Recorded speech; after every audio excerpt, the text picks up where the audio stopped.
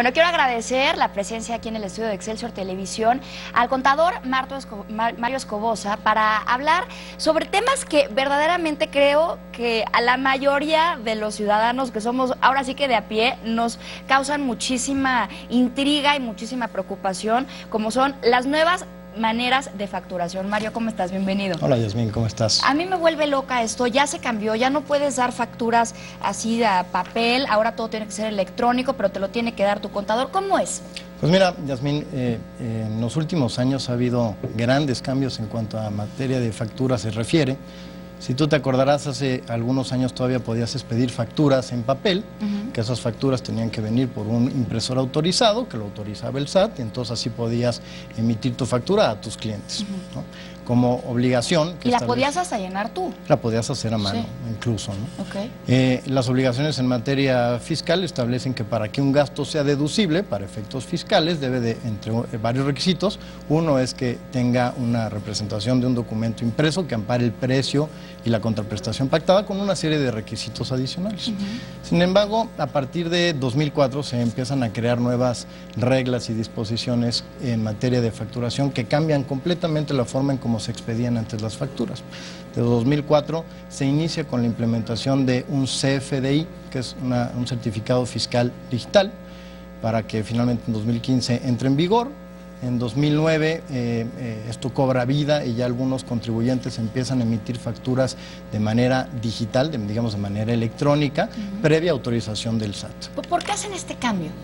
Un poco en el proceso de fiscalización y para poder tener mayor control las autoridades fiscales para poder detectar pues operaciones fraudulentas que no cumplan con los requisitos fiscales. O sea, ¿era más fácil hacer fraudes si las hacías tú a mano? Pues era más fácil porque como quiera una factura a mano pues se puede hacer de cualquier imprenta, ¿no? Hasta en una papelería, y ahora las facturas digitales, digamos a partir de 2010 la factura digital inteligente por internet, que se llama el CFDI como actualmente lo conocemos, que esa factura tiene un candado que es una llave electrónica, un sello electrónico que se timbra ante el SAT en inmediato te da la autorización de que ese contribuyente es un contribuyente registrado, etcétera, y da la autorización al proveedor para poder emitir la factura. Entonces ya queda registrado esto en el SAT. ¿Qué tenemos que cuidar nosotros los que no entendemos de estos temas?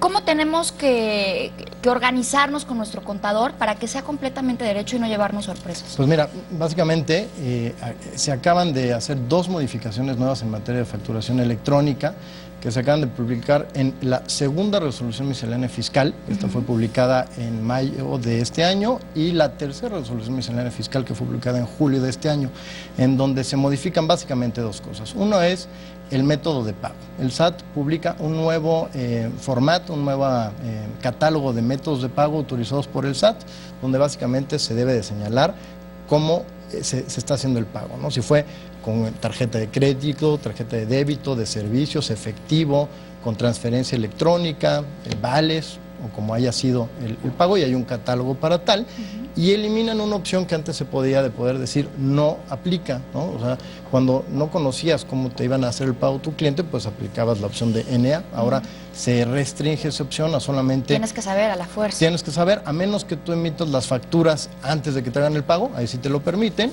o cuando por la misma ley del antilavado de dinero te impide que el pago sea en efectivo, o cuando el pago sea a través de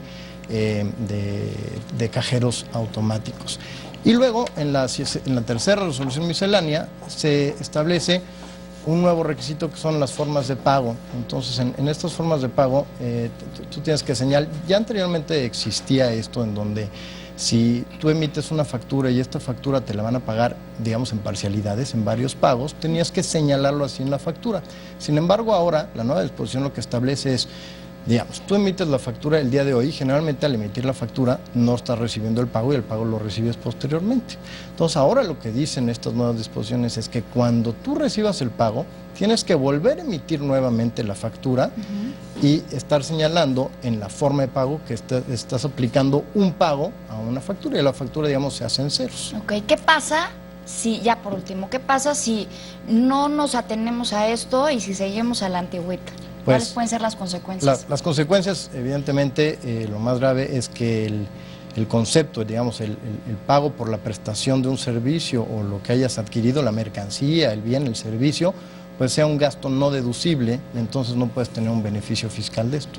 Evidentemente esto, pues todas estas reglas hacen cambios muy importantes a las empresas se deben de adecuar y adaptar, esto implica costos en las empresas por adaptación de sistemas, horas hombre en que tienen que estar haciendo estos trabajos.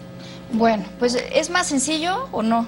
Es más complicado. Es más complicado. Es más complicado. Es necesario que estemos, yo creo que muy de la mano y muy en comunicación con un buen contador, ¿no? Claro, porque el desconocimiento de la ley no implica que lo debes de cumplir, ¿no? Y el no hacerlo, pues implicaría complicaciones fiscales para los contribuyentes. Bueno, ya para cerrar, danos un consejo para todas las personas que desconocemos estos temas, que no sabemos si darnos de alta, si no, o que ya nos dimos de alta, pero no sabemos cómo hacer para llevar todo en regla. Pues, Yasmín, yo el consejo que daría es que pues estén asesorados a través de un experto, un especialista, que los esté orientando, porque... Es como un doctor, ¿no? Es como un doctor, o sea, en materia hay cosas que no fiscal. sabes tú, no lo puedes hacer. Y hay tantos cambios en materia fiscal que es imposible uno estarse documentando, leyendo si no estás metido en esto. Claro. Entonces es importante tener la asesoría de algún experto. ¿Tienes cuenta de Twitter por si la gente te quiere consultar algo? Escobosa y CIA.